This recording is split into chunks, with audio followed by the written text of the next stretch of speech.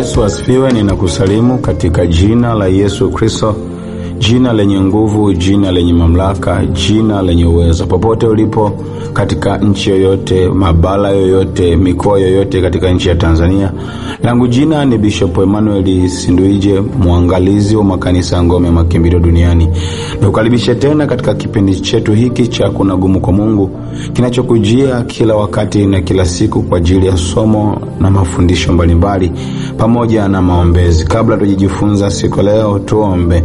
Baba, ninakutukuza kwa sababu ni mwema na mwaminifu. Asante kwa ajili ya msikilizaji uliyempa neema, uliyempa kibali, uliyempa mamlaka, uliyempa kuwepo tena katika majira haya na kufuatilia kipindi hiki. Bwana, ukaenda kumfundisha na kumfungua kwa utukufu wako, katika jina la Yesu Kristo, amen. Ndugu msikilizaji, nikukaribisha tena kwa wakati mwingine. Leo tutajifunza kanuni 14 au njia 14 za kutoka kwenye kitabu cha ukoo. Kanuni 14 au hatua 14 za kutoka kwenye kitabu cha ukoo na malango ya viringe vya ukoo, familia na kabila. Katika kanuni hizi au katika hatua hizi 14 tutajifunza pia hata malango 9 ya viringe vya ukoo, familia na kabila. Wengi hawajui, tumeshaangalia sehemu katika kanuni za kutoka katika mizimu ya ukoo. Leo nakufundisha kwamba kuna kitabu cha ukoo. Kila mwanafamilia au kila mtoto anapozaliwa katika ukoo au familia, kuna usajili huo unafanyika. Wengi wanaelewa usajili wa kimila. Lazima watu wafanye tambiko, wafanye ibada, wafanye sherehe ya kupatikana kwa mtoto katika mila na desturi mbalimbali kulingana na makabila au kulingana na kabila lako. Lakini ile inakuwa si sherehe peke yake, bali ni usajili ambao unafanyika wa kiroho wa kumsajili mtoto. Wale ambao ni Wachaga, Wapare na makabila mbalimbali wanaelewa kwamba lazima kuna kuchinja mbuzi na vitu vingine. Haya yote ni usajili ambao unafanyika katika ukoo. Hivyo leo nitakufundisha kwa habari ya kitabu cha ukoo, namna ya kujitoa. Watu wengi wanaishi maisha ya kushangaza kwa sababu wanajaribu kusonga mbele lakini wanarudi nyuma. Wanapambana lakini hawavuki hatua fulani. Wanajitahidi katika matokeo mbalimbali, katika changamoto mbalimbali, lakini zile changamoto zinaendelea kuwepo katika maisha yao. Na wengine wanaona kama kuna mkono au kuna roho au kuna vitu au ndoto zao hazifiki mahali ambapo wanatamani kufika. Yote haya yanaweza kutokea kwenye maisha ya mtu na asijue namna ya kutoka. Lakini nikusaidie kitu kitakachokusaidia katika ukweli katika somo hili. Wengi wameokoka lakini hawajui hii siri, na ndio maana utakuta waliokoka wengi wanaongoza kuishi maisha ambayo sio ya kwao, kuishi maisha yanayoumiza, kuishi maisha ya changamoto, kuishi maisha ya machozi, kuishi maisha ya umaskini. Wanafanya vitu vinakwama. Hiyo sio mpango wa Mungu. Bwana Yesu asifiwe. Jina la Bwana libarikiwe. Huo sio mpango wa Mungu ambao unakuwa kwenye maisha yako. Lakini kunakuwa na mkono wa adui ambao huwezi kujua kwa namna ya kawaida. Jina la Bwana libarikiwe sana. Kwa mara nyingi si kwa sababu hawana akili hawa wanaopambana alafu hawaoni matokeo, au wewe unapopambana si kwamba huna akili au una bidii, bali ni kwa sababu una roho zinakuwa zimekukwamisha na kuna mifumo ambayo inakuwa imesimama kwenye maisha yako, mifumo ya ukoo. Rekodi za ukoo zinakuwa zinapambana na wewe katika kufunga maisha yako. Sasa usipofunga vilinge au malango ya vilinge vya ukoo, utapata changamoto. Na hii ndio maana leo ninakufundisha jinsi ya kuondoka kwenye kitabu cha ukoo na kutoka kwenye vilinge vyake. Bwana Yesu asifiwe. Kitabu cha ukoo ni nini? Kitabu cha ukoo ni mfumo wa kumbukumbu unaohifadhi taarifa zote za ukoo wako katika ulimwengu wa roho. Kitabu cha ukoo ni mfumo wa kumbukumbu unaohifadhi taarifa zote za ukoo wako, familia yako, chimbuko lako, asili yako katika ulimwengu wa roho. Na ni kama jalada la siri la vizazi, kitabu cha mikataba ya damu, rekodi ya madhabahu ya mababu na ushahidi wa mashtaka ya shetani dhidi ya familia. Kwa hiyo hii ni jalada la siri linalohifadhi mikataba ya damu, mikataba yoyote iliyowahi kufanyika kwenye ukoo, rekodi za madhabahu ya mababu na asili na ahadi pamoja na mashtaka ya shetani dhidi ya familia. Kwa maneno mengine, kitabu cha ukoo ni kumbukumbu ya kiroho inayoonyesha ukoo wako umeunganishwa na nini rohoni. Kwa katika ukoo wako nini kilicho simama katika ukoo au katika nguzo za ukoo? Kwa kitabu hiki hubeba historia ya dhambi za ukoo. Dhambi za zamani zinaweza kuacha mlango wa laana ambazo hazikuwahi kutubiwa. Kitabu cha Kutoka 20:5 huwapatiliza wana maovu ya baba zao, kizazi cha 3 na cha 4. Kwa kizazi kimoja kinabeba miaka 100 na kuendelea. Kwa tayari kuna kumbukumbu za kiroho ambazo huwa zinahifadhiwa na mtu wa kawaida anaweza asijue na anaweza akaona ni kitu cha kawaida. Lakini kuna watu wameokoka, wamebeba dini, hawajataka kushughulika na mifumo ya mambo ambayo yaliwahi kutokea au kufanyika kwenye ulimwengu huu wa kitabu cha ukoo. Jina la Bwana libarikiwe sana. Lakini pia kinabeba rekodi ya maagano ya kimila, maagano ya mizimu, miungu na ukoo pamoja na matamko. Hosea sura ya 4:12, wamepotoka kwa kumwacha Mungu wao na kufuata uchawi, kufuata mifumo ambayo sio ya Mungu. Lakini kitabu hiki cha ukoo kinabeba rekodi ya laana na maneno ya wazee. Maneno ya wazazi huwa yana nguvu. Kuna maneno ya mababu, mabibi, mashangazi, wajomba na maneno ya wazazi yalitamkwa. Mithali 18:21, mauti na uzima huwa katika uwezo wa ulimi. Lakini pia kitabu hiki cha ukoo kinabeba rekodi ya viapo vya damu. Viapo vya damu. Hii ni pale ambapo ukoo ulitoa damu kwenye madhabahu. Waebrania 12:24, damu ya Yesu inanena mema, lakini damu kinyume cha damu ya Yesu inanena mauti, inanena uharibifu, inanena laana. Lakini pia jambo lingine la msingi, kitabu cha ukoo ubeba rekodi ya mashtaka ya adui. Shetani hutumia historia ya ukoo kama silaha ya kukushtaki wewe au kunishtaki. Ndio maana Biblia inasema mshtaki wenu ibilisi kama simba. Kwa kila aitwapo leo, shetani huchungulia kwenye ukoo wenu. Kitabu cha Ufunuo sura ya 12:10, mashtaka ya ndugu zetu, ametupwa mshtaki wa ndugu zetu. Kwa kuna mashtaka yanakuwepo katika ulimwengu wa roho ambayo yanasimama kwa ajili ya kuleta changamoto. Sasa ikiwa kitabu cha ukoo kinabeba mambo yote haya, ni lazima kwanza, kabla ya kushughulika na tatizo au chanzo cha tatizo, ni lazima ufanye research, ufanye uchunguzi katika asili ulikotokea. Niliwahi kusema siku moja, ukitaka kutoka kwenye kitabu cha ukoo au ukitaka kutoka kwenye mifumo ya familia na mizimu ya ukoo inayokusumbua, kitu cha kwanza unachotakiwa kujua, andika baba yako pembeni, mama yako pembeni na majina yako pia. Alafu andika ndugu wa baba yako na ndugu wa mama yako.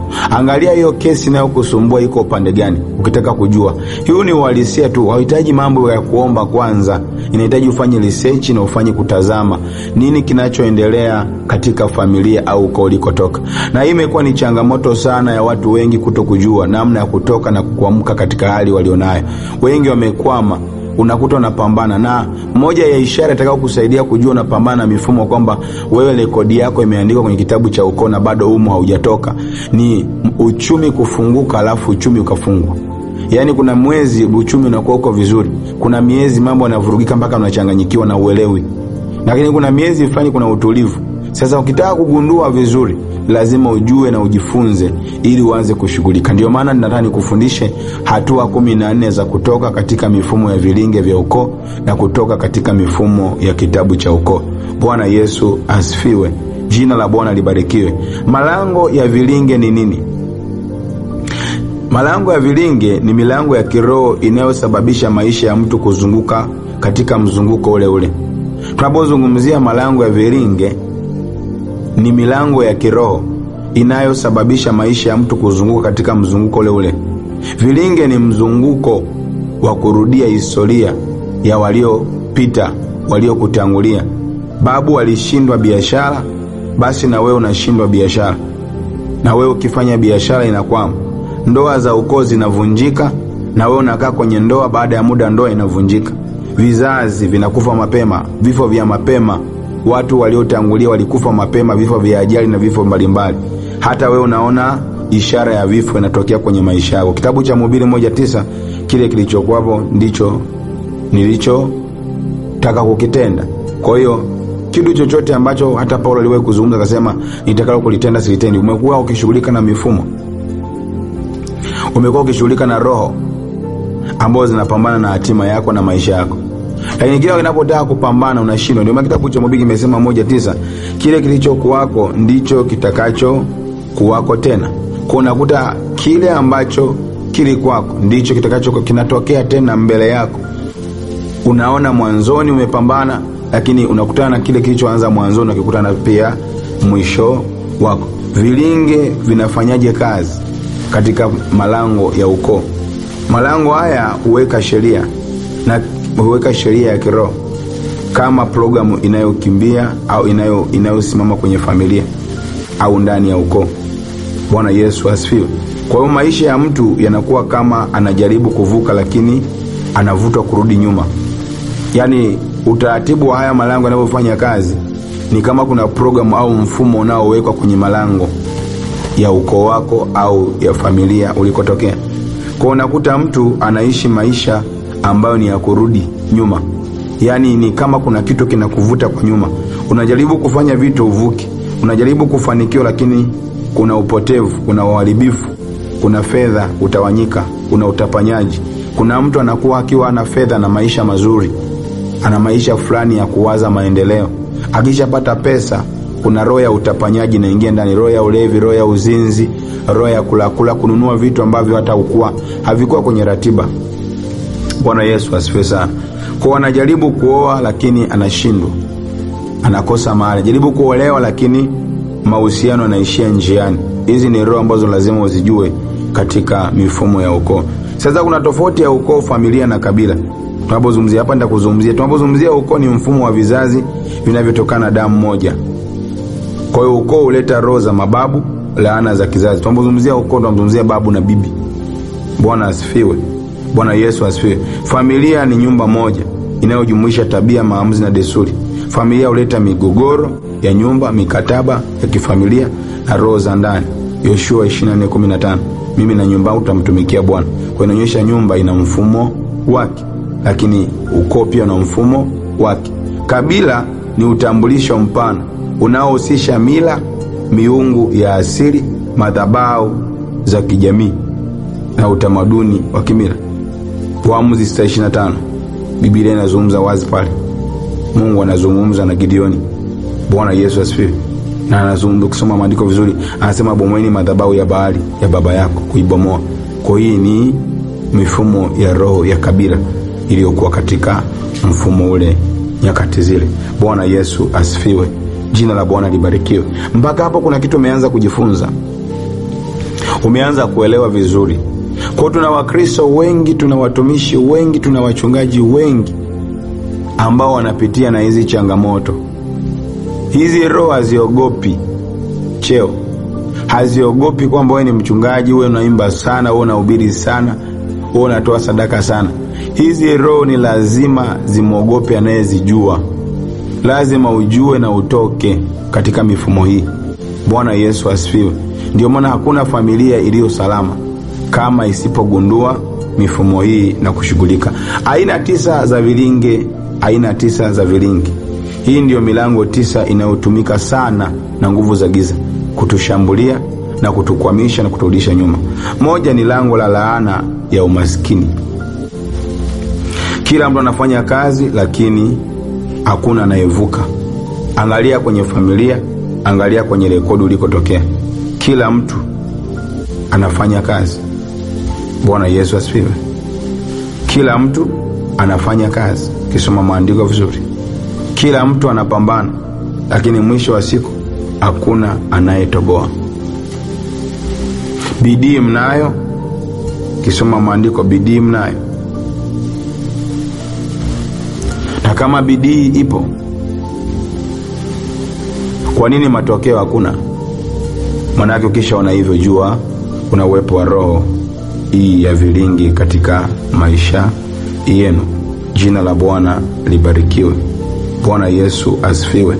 Kwa hiyo namba 2, lango la kuanza na kuanguka. Mtu anakuwa anafanikiwa mwanzoni, lakini mwishoni kila kitu kinaharibika. Zaburi ya 129 mstari wa 2. Kisoma hiyo, walinitesa sana tangu ujana wangu, lakini hawakunishinda. Kuna ile roho unakuwa na nguvu ya alfa ya kuanzisha mambo, lakini yanaishia katikati. Namba 3, lango la talaka na migogoro ya ndoa. Lango la ndoa inakuwa na changamoto. Katika ndoa kuna kuanza kwenye ndoa, kuna kuishi kwenye ndoa na kumaliza kwenye ndoa. Katika lango hili la ndoa kuna viapo vitatu: kuna kuingia, kuishi na kumaliza. Kuna watu wana neema kuingia kwenye ndoa lakini hawaishi. Kuna watu wana neema ya kuishi kwenye ndoa lakini hawamalizi. Anaingia, anaishi, lakini anakufa mapema, anaachika mapema. Hizi ni roho ambazo zinakuwa ni vilinge ukiziona. Namba 4, lango la vifo vya mapema. Kuna roho inayoua watu kabla ya wakati. Zaburi ya 114:17, sitakufa bali nitaishi. Kwa lazima utumie andiko ili kubatilisha mifumo hiyo ya vilinge. Namba 5, lango la magonjwa ya kurithi. Kuna uwepo wa magonjwa, ugonjwa uliomuua babu, uliomuua mama, uliomuua shangazi, uliomuua swinani, na wewe pia unao.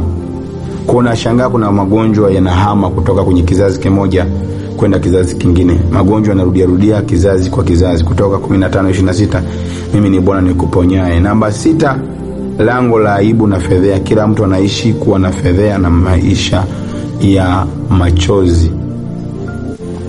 Fedhea ya maisha, kukataliwa, kuonewa, kudhulumiwa, vitu vingi. Yani wewe ni mtu wa mateso.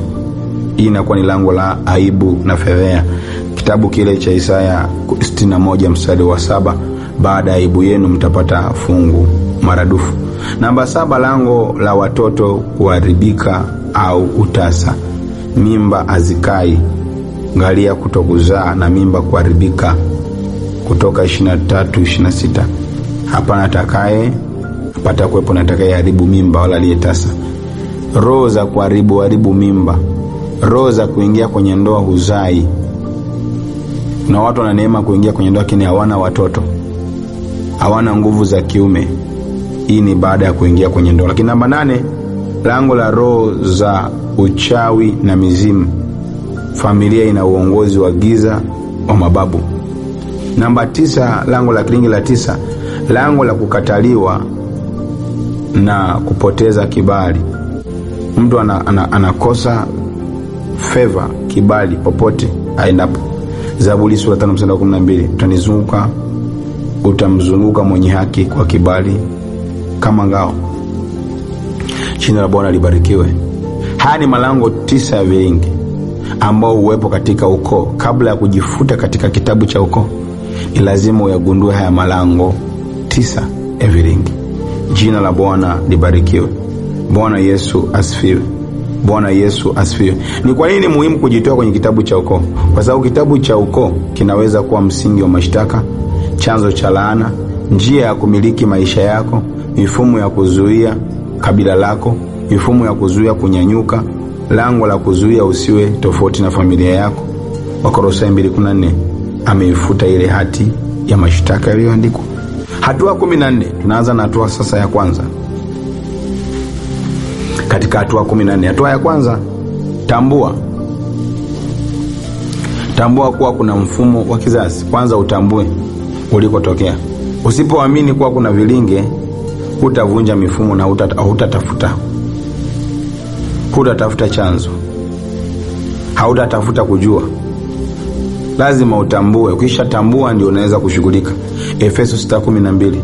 Namba 2, tambua aina ya vilinge inayokutafuta au inayokufuata. Jiulize, ni kwenye eneo gani la fedha au eneo la ndoa, watoto, afya, kazi, huduma? Lazima ujiulize aina ya vilinge, aina ya mfumo wa ukoo. Hii itakusaidia kupigana kwa shabaha ya rohoni na kushinda vita mapema. Namba 3, ingia kwenye toba binafsi. Toba inafungua mlango wa neema ya Mungu na inafunga mlango wa adui kuruhusu mashambulizi. Inafunga. Mungu anaingilia kati tunapofanya toba. Matendo ya Mitume 3:19, tubuni na mkaungame dhambi. Fanya toba ya ukoo. Namba 4, omba rehema kwa ajili yako na kwa ajili ya ndugu zako wote. Utasimama kama kuhani wa kizazi chako na kwa kizazi kilichopita na kilichopo. Danieli 9:5. Danieli alitubu, kutubu peke yake. Alitubu akatamka hata kwa habari ya ndugu zake. Lakini namba 5, Kataa utambulisho wa kimila na miungu ya kabila. Hii ni muhimu sana. Yoshua 24:14, ondoeni miungu ambayo baba zenu waliitumikia. Vunja, kataa kabisa. Futa utambulisho kwa kutumia damu ya Yesu. Lakini namba 6, vunja kila agano la damu. Agano la damu uweka mtu kama amana au kama mali. Vunja kila agano la damu. Waebrania 9:22, pasipo kumwaga damu hakuna ondoleo. Ndio maana damu ya Yesu ipo kwa ajili ya kukusaidia. Tumia damu ya Yesu kufuta. Namba 7, futa jina lako kwenye kitabu cha giza. Fanya maombi haya ndani ya siku 14 ukiwa umefunga, na kila siku simama na kanuni moja moja. Bwana Yesu asifiwe. Luka 10:20, majina yenu yameandikwa mbinguni, furahini kwa kuwa majina yenu yameandikwa mbinguni. Namba 8, futa mashtaka yote yanayotoka kwenye kitabu cha ukoo. Shetani anashtaki ili afungue baraka na laana ichukue nafasi. Zekaria 3:1-2. Lakini namba 9, vunja mihuri ya ukoo. Mihuri ni kama stamp ya umiliki. Esther 8:8. Esther sura 8:8. Ndio maana mihuri ya giza lazima ivunjwe. Mihuri ni uthibitisho wa umiliki wa uhalali. Futa mihuri ya ukoo. Lakini namba 10, bomoa madhabahu za ukoo. Madhabahu ni chanzo cha nguvu. Waamuzi 6:25-26. Bomoeni madhabahu za Baali, mkamjengee Bwana madhabahu. Jenga madhabahu mpya. Hauwezi kubomoa madhabahu bila kujenga madhabahu ya Mungu. Jenga madhabahu. Unapobomoa madhabahu ya giza, jenga madhabahu. 11, zuia ukatiza roho za familia kwenye maisha yako. Roho hizi hufuatilia kizazi kwa kizazi. Usiposhughulika nazo wewe, zitakuja kwenye kizazi chako. Kumbuka, unacho kilichokushinda wewe kitawashinda watoto wako. Jina la Bwana libarikiwe. Namba 12, toka kwenye lengo la vilinge. Toka kwenye lango au lengo lao la vilinge vya ukoo kwa matamko ya mamlaka. Hapa utavunja mizunguko yote. Isaya 10:27 unaweza kuitumia hiyo. Nasema nira itaondolewa kwa sababu kutiwa mafuta ya Roho Mtakatifu. Kwa hiyo sio mafuta ya upako, mafuta ya Roho Mtakatifu. Namba 13, ingia kwenye agano jipya la Kristo. Anza kuwa mtu wa ibada. Anza kuwa mtu wa mfungo. Anza kuwa mtu wa kusoma neno. Anza kuwa mtu wa maombi ya vita. Anza kuwa shirika na watu wenye nguvu za Mungu ili uweze kutoka zaidi katika hatua hiyo.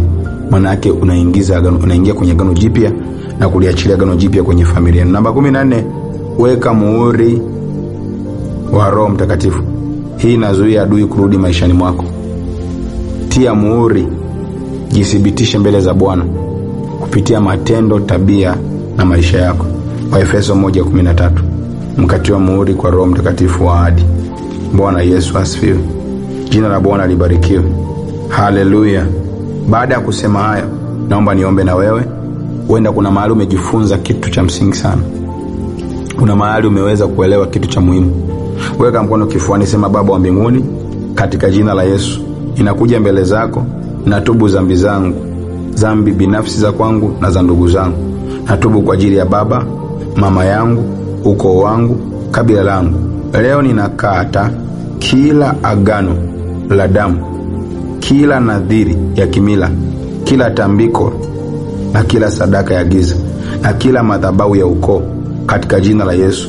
Kwa damu ya Yesu nafuta jina langu kwenye kitabu cha ukoo.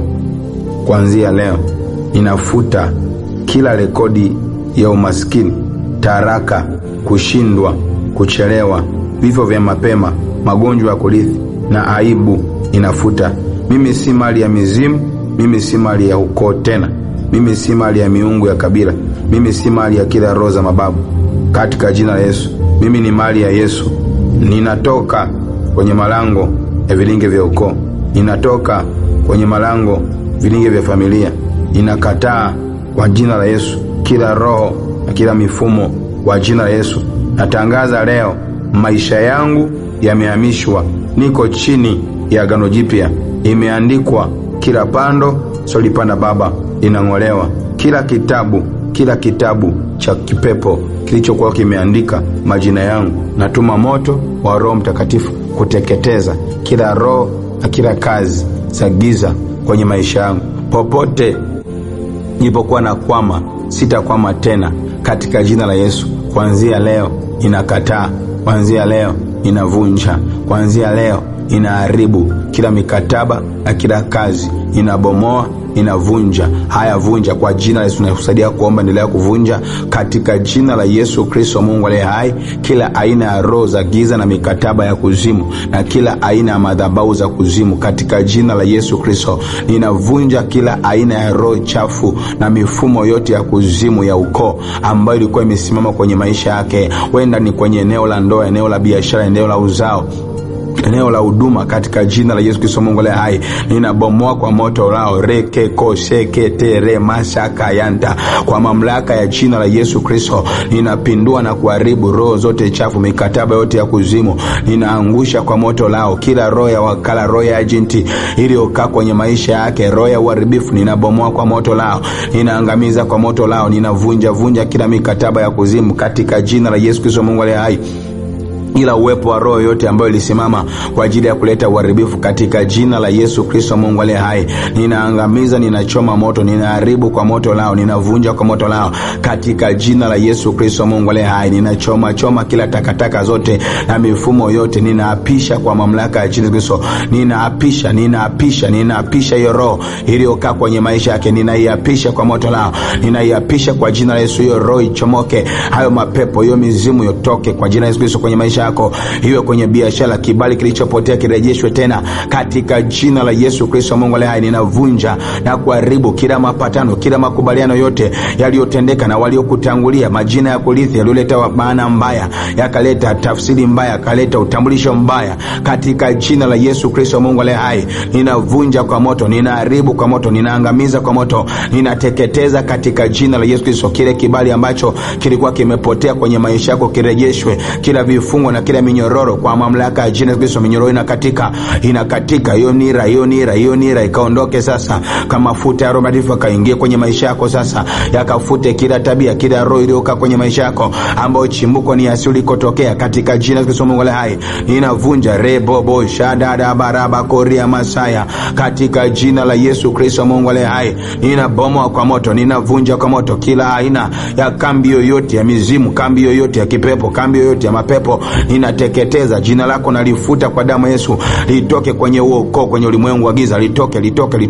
Kila tabia, kila magonjwa ambayo ndio yaliyowaua ndugu zako, wewe utakufa na ugonjwa huo katika jina la Yesu Kristo. Utakufa na ugonjwa huo, utakufa na ugonjwa. Iwe ni miguu, iwe ni mikono, iwe ni macho, iwe ni kichwa, iwe ni kiuno, iwe ni uzao, roho ya utasa, roho ya kuharibu mimba, roho ya mahusiano kuvurugika, riko kosheke teke rebo sika katika jina la Yesu Mungu aliye hai. Ninabomoa kwa moto, naharibu kwa moto, navunja kwa moto roho zote za giza, mikataba yote ya giza, ninavunja kwa moto lao, ninaharibu kwa moto lao. Kuanzia leo ninatangaza uzima, natangaza kuinuka, natangaza mamlaka ya Kristo kwenye maisha yako, natangaza damu ya Yesu ikatembee kwenye kila mashtaka na madai yote, kila madeni ya viapo vya ukoo reke koshaka taraba sheke katika jina la Yesu Kristo. Pokea kufunguliwa, pokea kwa huru sasa kwa jina la Kristo. Kuanzia sasa Bwana, natangaza uzima wa msikilizaji huyu, natangaza neema msikilizaji huyu. Kuanzia sasa mkono wako wenye nguvu kuonekana kwa namna kipekee. Yesu Kristo, asante kwa sababu ni mwaminifu na mwema.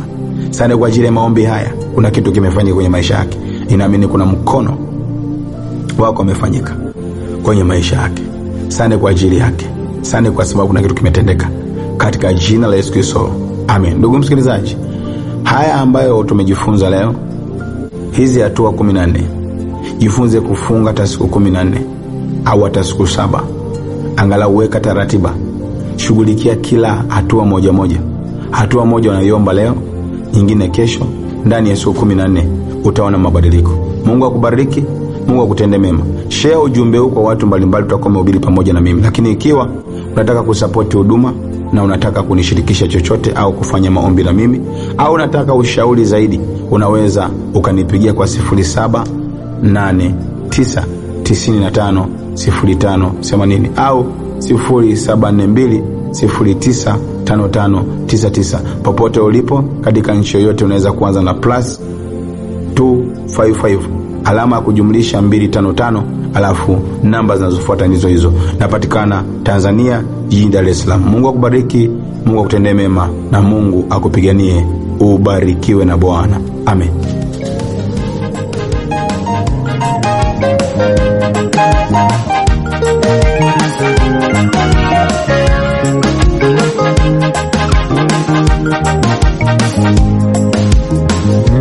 mafungo yamekatika, dhambi haina nguvu tena. Mafungo yamekatika, dhambi haina nguvu tena. Maisha yangu sasa yamefunikwa neema, sina tena hatia, nimeoshwa kabisa. Jina la